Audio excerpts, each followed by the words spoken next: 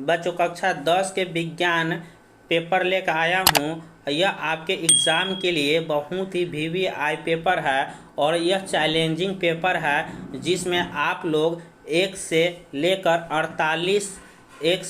48 question का मैंने full solution करने जा रहा हूँ, जिसमें आपको एक से मात्र 40 क्वेश्चन का आंसर देना है। और आप लोग एक से 40 क्वेश्चन का आंसर यदि दे देते हैं तो समझ जाइए आपकी तैयारी बिल्कुल अच्छी है, बिल्कुल अच्छी है ना। अगर नहीं दे पाते हैं तो समझ जाइए आपकी तैयारी जीरो है। क्या है? जीरो है, एकदम जीरो है। तो आप लोग वीडियो को अंत तक बने रहे और वीडियो को पूरा देखें। एक एक क्वेश्चन का मैंने यहाँ पर फुल सॉल्यूशन करने जा रहा हूँ। तो चलिए बिना देरी किए मैं क्वेश्चन की ओर बढ़ता हूँ और देखिए मैं दिखला रहा हूँ स्क्रॉल करके। देखिए यहाँ पर दिया गया है एक से लेकर एग्ज़ाम हॉल में भी आपको 1 से 48 क्वेश्चन पूछेगा ऑब्जेक्टिव में, जिसमें से आपको 1 से 40 क्वेश्चन का आंसर देना है, जो यहाँ पर बताया गया है कि इन्हीं 40 प्रश्नों का उत्तर देना है। ठीक है, तो आशा करता हूँ आप लोग समझ गए होइएगा। तो चलिए मैं बिना देरी किए क्वेश्चन नंबर 1 की ओर बढ़ रहा हूँ। निम्न में कौन सा पदार्थ लेंस के लिए प्रयुक्त नहीं किया जा सकता है? तो जल, कांच, पीतल और इनमें कोई नहीं। तो हम जानते हैं ऑप्शन इसका कौन सा पदार्थ लेंस के लिए प्रयुक्त नहीं किया जाता है? तो पीतल के प्रयोग हम नहीं कर सकते लेंस बनाने में, समझ गए। तो इसका राइट आंसर होगा ऑप्शन नंबर सी। ठीक है, तो चलिए अगली क्वेश्चन की ओर बढ़ता हूँ। अगला क्वेश्चन है निम्नलिखित में कौन सा प्रकाश का अपवर्तन के नियम के लिए सही है? तो प्रकाश के अपवर्तन के कितने नियम होते हैं? आप लोग भली बातें जानते हैं। प्रकाश के अपवर्तन के 2 नियम होते हैं, जो ऑप्शन नंबर ए में दिया हुआ है। ठीक है, तो चलिए अगली क्वेश्चन की ओर बढ़ते हैं। क्वेश्चन नंबर 3 क्या कह रहा है? किसी वस्तु का प्रतिबिंब आँख के जिस भाग पर बनता है वह क्या कहलाता है? तो ऑप्शन जानते आप लोग रेटिना, नहीं जानते तो जान जाइए। किसी वस्तु का प्रतिबिंब आँख के जिस भाग पर पड़ता है उसे रेटिना कहते हैं। ठीक है, तो चलिए 4 नंबर क्वेश्चन की ओर बढ़ते हैं और 4 नंबर क्वेश्चन दिखाने की मैंने कोशिश करूंगा। 4 नंबर क्वेश्चन का रहा है किसी माध्यम के अपवर्तनांक म्यू का मान होता है।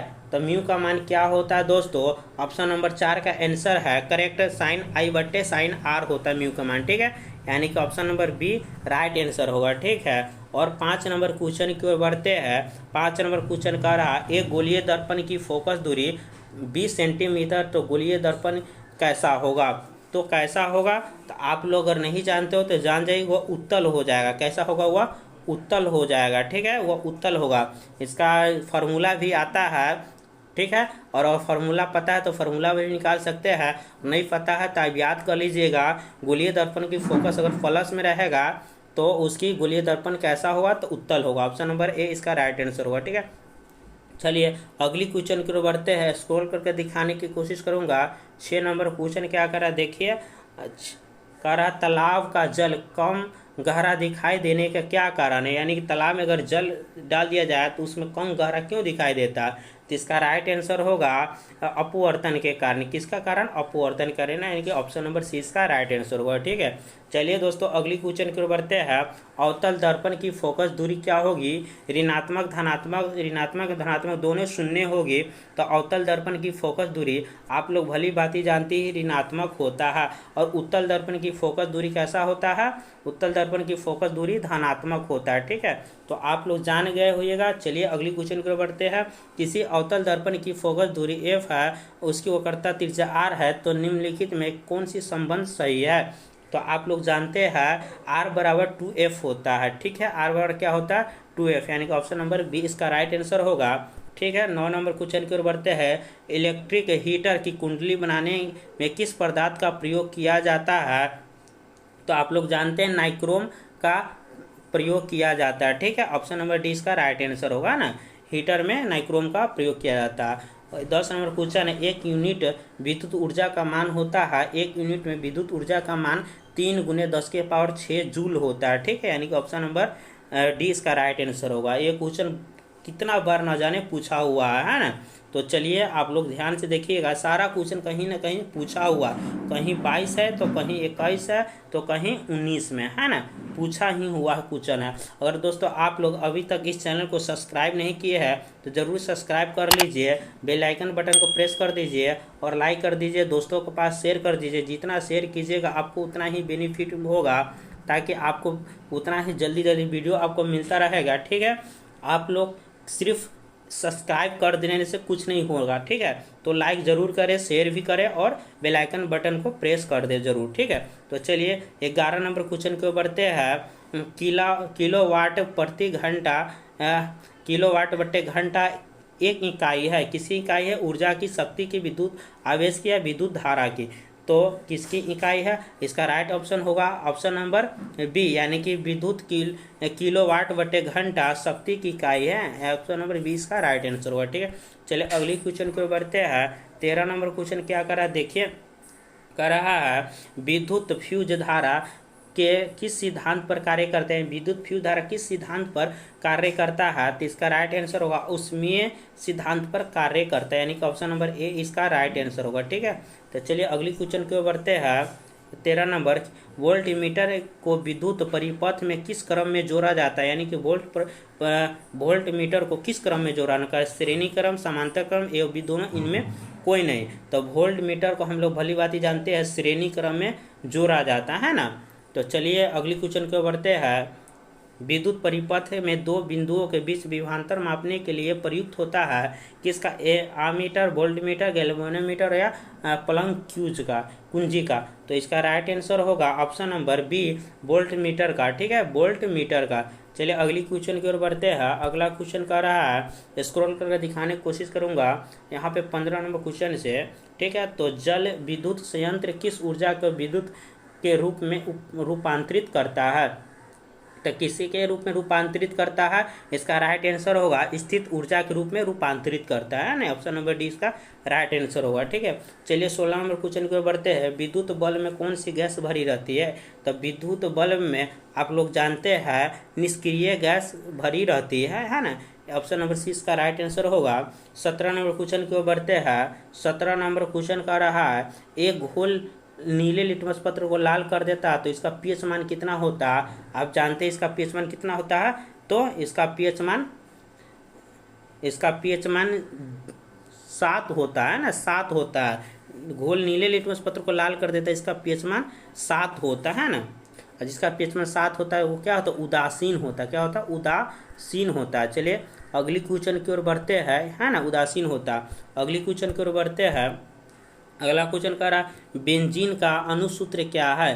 तो आप लोग जानते हैं बेंजीन का अणुसूत्र C6H6 होता है, ऑप्शन नंबर सी इसका राइट आंसर होगा, ठीक है। तो चलिए 19 नंबर क्वेश्चन की ओर बढ़ते हैं। एथिल एल्कोहल का IUPAC नाम क्या है? यानी एथिल एल्कोहल का IUPAC नाम क्या है पूछ रहा है इसमें क्वेश्चन में, ठीक है। तो इसका राइट आंसर होगा एथेनॉल होगा, ठीक है, एथेनॉल। IUPAC ना अगर पढ़ना चाहते हैं तो वीडियो को सब्सक्राइब कर रखिए, और मैं अगली वीडियो में IUPAC ना पढ़ाने जा रहा हूँ, इसीलिए आप लोग वीडियो को ज़रूर से ज़रूर सब्सक्राइब कर लीजिए, ताकि मैं अगला वीडियो में यही IUPAC के नाम ही पढ़ाने जा रहा हूँ, कैसे एथेनॉल बनता है, कैसे पेंटेनॉल, हेक्सेनॉल, मेथेनॉल बनता है, ये सब पढ़ाने जाऊँगा, ठीक है। तो चलिए क्वेश्चन नंबर 20 की ओर बढ़ते हैं। स्क्रॉल करके दिखाने की कोशिश करूँगा। क्वेश्चन नंबर 20 में क्या कर रहा है, CnH2a निम्नलिखित किसका सामान्य सूत्र है? आप लोग भली बात ही जानते हैं एल्कीन का यह सामान्य सूत्र है, यानी ऑप्शन नंबर बी इसका राइट आंसर होगा। और एल्केन के पूछ देगा तो क्या बतलाइएगा? एल्केन का अगर पूछ देगा तो बोलिएगा CN होता है सर, H2N होता है सर, और +2 होता है, इसमें +2 मैच हो जाता है ना। और अगर एल्काइन का पूछ देगा तो कहिएगा सर CN होता है, H2N होता है और -2 होता है, यानी कि इसमें +2 और इसमें -2 होता है ना। चलिए और एल्केन के पूछ देगा तो समझ आप तो बतला ही दिए, ऑप्शन नंबर ए इसका राइट आंसर होगा। चलिए अगली क्वेश्चन ऑप्शन नंबर 20 का राइट आंसर होगा, सॉरी। अगली क्वेश्चन की ओर बढ़ते हैं। लोहे की परमाणु संख्या कितने? देखिए बहुत वाला क्वेश्चन पूछ दिया, जो बच्चे पढ़े होंगे लोहे की परमाणु संख्या जानते होंगे, Fe 26 होता है ना, Fe 26 होता है। चलिए अगली क्वेश्चन को बढ़ते हैं। स्टेनलेस स्टील में लोहा एवं कार्बन के अलावा अन्य तत्व रहते हैं। तो कौन सा तत्व रहते हैं? तो इसका राइट आंसर होगा 22 के ऑप्शन नंबर सी, निकेल और क्रोमियम रहते हैं ना। ऑप्शन नंबर सी इसका राइट आंसर होगा। ठीक है, चलिए 23 के क्वेश्चन को बढ़ते हैं। पीतल क्या है? आप लोग भली बात ही जानती है, पीतल एक मिश्र धातु है ना। ऑप्शन नंबर सी इसका राइट आंसर होगा। और यह तांबा और टीन से मिलकर बनता है। तांबा और टीन से मिलकर बनता है ना, तांबा और टीन। ठीक है, देखिए यहाँ पर लिख देते हैं हम, तांबा और टीन से मिलकर क्या बनता है? पीतल बनता है ना, पीतल बनता है। ठीक है, पीतल बनता है, पीतल बनता है ना। तो यह एक मिश्र धातु है ना। चलिए अगली क्वेश्चन की ओर बढ़ते हैं। निम्नांकित यौगिकों में कौन अम्ल है? तो अम्ल आप लोग भली भांति जानते होंगे, H2SO4 एक अम्ल है। क्या है? एक अम्ल है। H2SO4 क्या है? एक अम्ल है। 24 का राइट आंसर होगा ऑप्शन नंबर बी। ठीक है, अम्ल। और अगर आप लोग को पढ़ना है अम्ल क्षार, तो अगली वीडियो में बतला दूंगा एक एक स्टेप बाय स्टेप, और यह ट्रिक से बतलाऊंगा। बहुत ही बेस्ट इसका ट्रिक है। अगर आप लोग पढ़ना चाहते हैं तो जरूर चैनल को सब्सक्राइब कर दीजिए और बेल आइकन बटन दबा दीजिए और शेयर कर दीजिए। ठीक है, ताकि अगले वीडियो में अम्ल क्षार के बारे में बता सकूं आपको एकदम इजली ट्रिक से बताऊंगा, जो आपकी लाइफ में कभी भूल नहीं सकते हैं। ठीक है, मरते दम तक नहीं भूलिएगा, ऐसा ट्रिक मैं बतलाऊंगा, है ना। अगली क्वेश्चन को बढ़ते हैं। निम्नांकित में कौन सा प्राकृतिक सूचक है? हल्दी, मेथिल ऑरेंज, कैनाप्लोथीन, इनमें कोई नहीं। तो इसका 25 का राइट आंसर होगा ऑप्शन नंबर ए, यानी कि हल्दी एक नेचुरल सूचक होता है, यानी प्राकृतिक सूचक होता है। ठीक है, तो चलिए अगली क्वेश्चन की ओर बढ़ते हैं। स्क्रॉल करके दिखाने की कोशिश करूंगा। ठीक है, चलिए मैं अब फास्ट थोड़ा बोलता हूँ, स्लो बहुत हो गया। ठीक है, OH अभिक्रिया शील मूलक वाले यौगिक का नाम क्या होगा? तो OH अभिक्रियाशील वाले मूलक वाले यौगिक का नाम क्या होगा? ऑप्शन ए में कीटोन, एल्कोहल, अम्ल, एल्डिहाइड। तो इसका राइट आंसर होगा एल्कोहल। ठीक है, एल्कोहल। इसका राइट आंसर क्या होगा? एल्कोहल, यानी कि ऑप्शन नंबर बी इसका राइट आंसर होगा। ठीक है, चलिए अगली क्वेश्चन की ओर बढ़ता हूँ। 27 नंबर, कैल्शियम का कार्बाइड जल के साथ अभिक्रिया करके क्या बनाता है? तो कैल्शियम कार्बाइड जल के साथ अभिक्रिया करके एथीन बनाता है। ऑप्शन नंबर सी इसका राइट आंसर होगा, है ना। 28 नंबर क्वेश्चन की ओर बढ़ते हैं। 28 नंबर क्वेश्चन कह रहा है ओजोन के एक अणु में ऑक्सीजन के परमाणु की संख्या कितनी होती है? तो कि ऑप्शन नंबर सी इसका राइट आंसर होगा, यानी कि 3 की परमाणु संख्या होती है। ठीक है, 29 नंबर, कमरे के ताप पर द्रव अवस्था में पाए जाने वाली कौन सी धातु है? तो आप लोग भली भांति जानते हैं कमरे के ताप पर कौन सा पाया जाता है? पारा। पारा एक ऐसे धातु है जो कमरे का ताप पर द्रव अवस्था में पाया जाता है ना। तो चलिए अगली क्वेश्चन की ओर बढ़ते हैं। 30 नंबर, सरलतम हाइड्रोकार्बन क्या है? तो एक मीथेन, प्रोपेन, ब्यूटेन। तो सरलतम हाइड्रोकार्बन कौन कौन है? कौन है? तो इसका राइट आंसर होगा ऑप्शन नंबर 1, मीथेन सरलतम हाइड्रोकार्बन, है ना। अगर हाइड्रोकार्बन अगर पढ़ना चाहते हैं तो उसके मैं अगली वीडियो में डाल दूंगा। इसीलिए आपको बार बार बोलता हूँ, चैनल को आप लोग सब्सक्राइब नहीं किए, इसलिए सब्सक्राइब कर लीजिए और लाइक कर दीजिए और बेल आइकन बटन को प्रेस कर दीजिए, ताकि मैं इसे जरूर क्षारीय अम्लों, हाइड्रोकार्बन, संतृप्त हाइड्रोकार्बन, धातु, अधातु, ऐसी वीडियो में लाता रहूँ आपके लिए, ताकि आप लोग अगर चैनल के सब्सक्राइब करते यदि तो। ठीक है, अगली क्वेश्चन और बढ़ते हैं। निम्नलिखित में कौन से क्षारीय ऑक्साइड है? इसमें बोला क्षारीय कौन है, उसमें पूछा हुआ था अम्लीय कौन है, और पूछ रहा है क्षारीय कौन है। तो आप लोग भली बात ही जानते हैं क्षारीय Na2O होता है, यानी कि क्षारीय Na2O होता है। ठीक है, ऑप्शन नंबर डी इसका राइट आंसर होगा। चलिए स्क्रॉल करके दिखाते हैं। अगली क्वेश्चन को बढ़ते हैं। बेकिंग पाउडर करा बेकिंग पाउडर का एक मिश्रण है। बेकिंग पाउडर किसका मिश्रण है? तो आप लोग जानते हैं Na2CO3 एवं CaO का। इसका राइट आंसर क्या होगा? 32 का right answer option number B होगा। NaHCO3 एवं एसिटिक अम्ल का मिश्रण है ना बेकिंग पाउडर।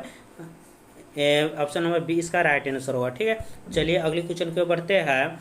और मिश्रण कैसा बनता है तो भी अगर जानना चाहते हैं, मिश्रण 2 धातुओं से मिलकर दो धातुओं से मिलकर मिश्रण का निर्माण होता है। और मिश्रण कैसे कैसे बनता है, तो अगर जानना चाहते हैं तो मैंने उसके अगले वीडियो में बता दूंगा। चलिए अगली क्वेश्चन के जब तक और बढ़ते हैं। न्यूक्लियस शब्द किनके द्वारा दी गई है? न्यूक्लियस और रॉबर्ट ब्राउन, रॉबर्ट हुक, फ्लॉड विचाउ। तो न्यूक्लियस शब्द किसके द्वारा दी गई है? तो इसका राइट आंसर होगा रॉबर्ट ब्राउन द्वारा दी गई है, यानी कि ऑप्शन नंबर ए इसका राइट आंसर होगा। 34 क्वेश्चन की ओर बढ़ते हैं। पौधे में भोजन किस रूप में पाया जाता है? Glucose, protein, starch, fatty acid. तो पौधे में भोजन स्टार्च के रूप में पाया जाता है ना, स्टार्च। ऑप्शन नंबर सी इसका राइट आंसर होगा। अगली क्वेश्चन की ओर बढ़ते हैं। 35 प्रसिद्ध पुस्तक द माइक्रोग्राफी किनके द्वारा लिखी गई है? तो इसका राइट आंसर होगा रॉबर्ट हुक के द्वारा लिखी गई है ना, ऑप्शन नंबर डी इसका राइट आंसर होगा। ठीक है, चलिए अगली क्वेश्चन की ओर बढ़ते हैं। 36 नंबर, पौधे और पशुओं की कोशिकाओं का वैज्ञानिक अध्ययन क्या कहलाता है? तो इसका राइट आंसर होगा ऑप्शन नंबर बी होगा, मतलब कोशिका विज्ञान कहलाता है ना, ऑप्शन नंबर बी होगा, कोशिका विज्ञान कहलाता है। चलिए स्क्रॉल करके अगली क्वेश्चन की ओर बढ़ते हैं। अगला क्वेश्चन क्या देखिए, आप लोग 37 नंबर क्वेश्चन से दिखा रहे हैं आप लोगों को। 37 नंबर क्वेश्चन करा, मानव हृदय घिरा हुआ है। तो मानव हृदय किससे घिरा हुआ है? तो जाइलम से घिरा हुआ है, यानी ऑप्शन नंबर 20 का राइट आंसर हुआ है ना। 38 नंबर क्वेश्चन की ओर बढ़ते हैं।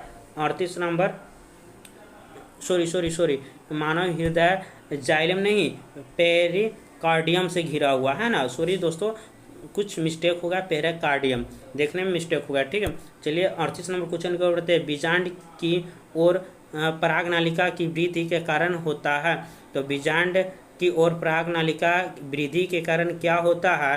तो इसका राइट आंसर होगा केमोट्रापिज्म, ऑप्शन नंबर 20 का राइट आंसर होगा। ठीक है, तो चलिए अगली क्वेश्चन को बढ़ते हैं। मनुष्य में श्वेत रक्त कोशिका की जीवन अवधि कितनी होती है?